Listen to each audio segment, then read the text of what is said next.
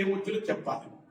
నేను ఈ పాలమూరు జిల్లా వలసల జిల్లా నేను దత్తత తీసుకున్నా, గొప్పగా చేస్తున్నా అని మీ నాయకుడు మీ అబద్ధాల కోరు మాజీ ముఖ్యమంత్రి పదే పదే పదే అబద్ధాలు చెప్పాడు. కొన్ని గోలబాధాల విషయానికి వస్తే మన దగ్గర 36 గ్రామాలు తీసుకున్నాడు దత్తత. ఈ 36 గ్రామాలను దాదాపు 16 మంది కుటుంబాలను తీసుకున్న దత్తత. ఒక్క పని చేయలే, ఒక్క ఊరికి ఏమి చేయలేదు. ఆయన చేసింది ఏమిటంటే ప్రతిపక్ష నేతల పైన తప్పుడు కేసులు పెట్టించిండు, ఎవరు మాట్లాడితే ఇంటికి తీసుకుపోయి కొట్టిండు, అక్రమ కేసులు బనాయించిండు, నల్లమల్ల అడవిలో గుంతలని తవ్విండు. ఎన్నికల కన్నా ముందు 2014 కన్నా ముందు ఆయన హైదరాబాద్ లో గుంతలు తవ్వేది. ఇది వాస్తవం కాదు చెప్పమని చెల్లాలు తవ్వేది. ఎమ్మెల్యేకి ఏం చేసిండు, ఆ గుంతలు పనిచేసిండు. నల్లమల్లలో ఉన్న లింగమైన స్వాములు పాత గుళ్ళు, ఆ గుళ్ళన్నీ తవ్విండు. 4 సార్లు పట్టుకున్నాం.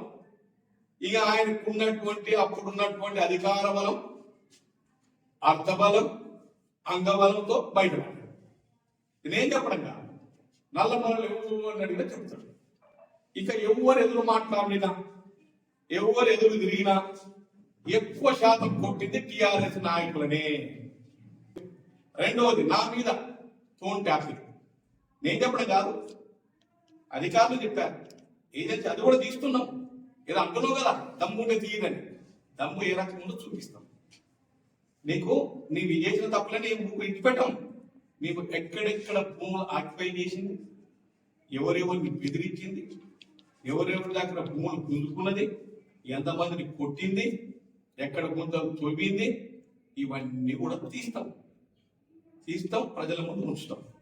నీ ఎస్టీఎఫ్ 9 సంవత్సరాల సిడిఎఫ్, 1 సంవత్సరం ఎస్డిఎఫ్, దాని లెక్కలు కూడా తీస్తున్నా. ఇప్పుడే ఉలికిపడకు సోదరా.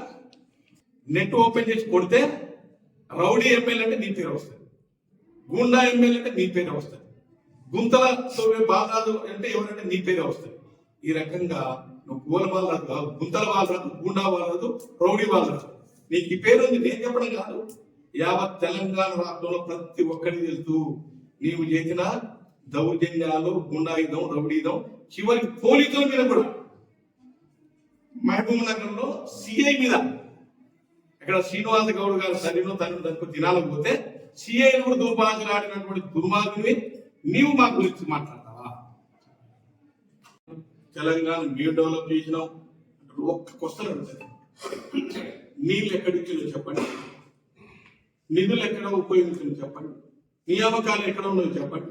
ఇవాళ మా ప్రభుత్వం వచ్చిన తర్వాత 62,000 మందికి ఉద్యోగాలు ఇచ్చినాము. ఇవాళ పెండింగ్ ప్రాజెక్టులు పూర్తి చేయడానికి గౌరవ ముఖ్యమంత్రి గారు పాలమూరు ముద్దుబిడ్డ 1,00,000 కోట్లు ఇస్తామన్నా ప్రతి సంవత్సరం 20,000 కోట్లు మహిళలకు కేటాయిస్తున్నాం. అది మా కమిట్మెంట్.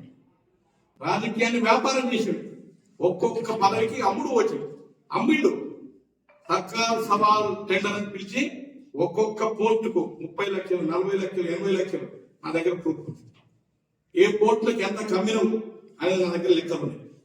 నువ్వు కావాలంటే రా, చర్చకు రా, ఎప్పుడు ఎక్కడ ఏ టైం అనేది నువ్వే డిసైడ్. ఇలాంటి నన్ను డిసైడ్ చేస్తా. ఒక్కొక్క పోస్టును హోల్సేల్ గా అమ్మిండు. అదేవిధంగా కరోనా వస్తున్నప్పుడు కరోనాను కూడా 5 కోట్లు వసూలు చేసాడు. చెక్ ఇస్తామంటే సీఎం రిలీఫ్ ఫండ్ సీఎంకి ఇవ్వాలని చెక్ ఇస్తామంటే ఒప్పుకోలే, క్యాష్ తీసుకున్నాం. ఎవరెవరు నీకు ఇచ్చిన లెక్కలనే ఉండేది. వాళ్ళ కార్యకర్తల దగ్గరనే 26 కోట్లు అప్పు తీసుకొని కొట్టిండు. దాని లెక్కలు కూడా తీస్తా బిడ్డ. నువ్వు చెప్పినావు కదా లెక్కలు తీయమని, ఆ లెక్కలు కూడా తీస్తా. వాళ్ళ పాపం ఎవరెవరికి ఎగ్గొచ్చామో వాళ్ళతో మీటింగ్ పెట్టిస్తా, వాళ్ళతో కేసు చేయిస్తా, ఆ లెక్కలని తీస్తా.